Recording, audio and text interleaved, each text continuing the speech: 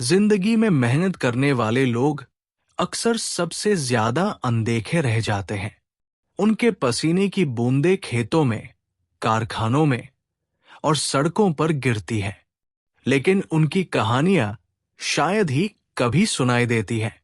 आज मैं आपको एक ऐसे इंसान की कहानी सुनाने जा रहा हूं जो हमें सिखाता है कि मेहनत कभी बेकार नहीं जाती।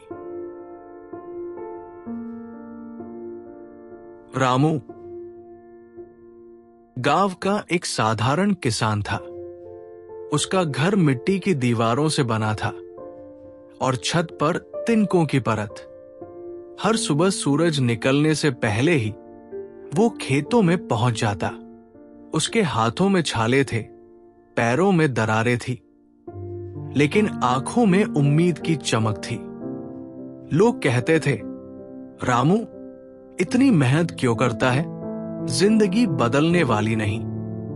लेकिन रामू मुस्कुराकर कहता, मेहनत ही मेरी पूजा है और खेत ही मेरा मंदिर। साल दर साल रामू ने कठिनाइयां देखी। कभी बारिश ने धोखा दिया, कभी सूखा पड़ गया, कभी फसल उगती तो कभी कीड़े उसे खा जाते। गांव के लोग मजाक उड़ाते, तेरी किस्मत ही खराब है। लेकिन रामू हार नहीं मानता।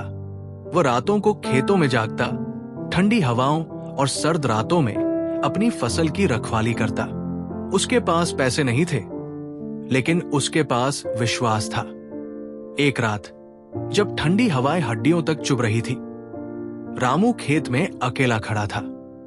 उसके कपड़े फटे हुए थे, हाथ कांप रहे थे, लेकिन दिल कह रहा था, अगर मैं आज हार गया तो कल भूख जीत जाएगी।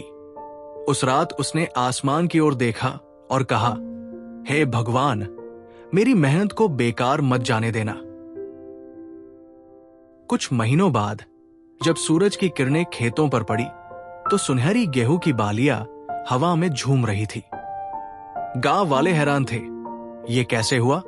रामू की आंखों में आंसू थे, लेकिन ये आंसू दुख के नहीं, जीत के थे। उसकी मेहनत ने साबित कर दिया कि कठिनाइयां कितनी भी बड़ी हों, अगर इंसान डटा रहे तो जीत जरूर मिलती है।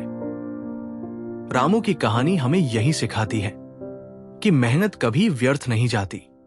लोग चाहे मजाक उड़ाएं, हालात चाहे धोखा दें, लेकिन जो इंसान अपने सपनों के लिए पसीना बहाता है, उसकी मेहनत एक दिन जरूर रंग लाती है। तो दोस्तों, जब भी जिंदगी आपको कठिन लगे, जब भी लोग आपको कमजोर समझें, रामू को याद करना।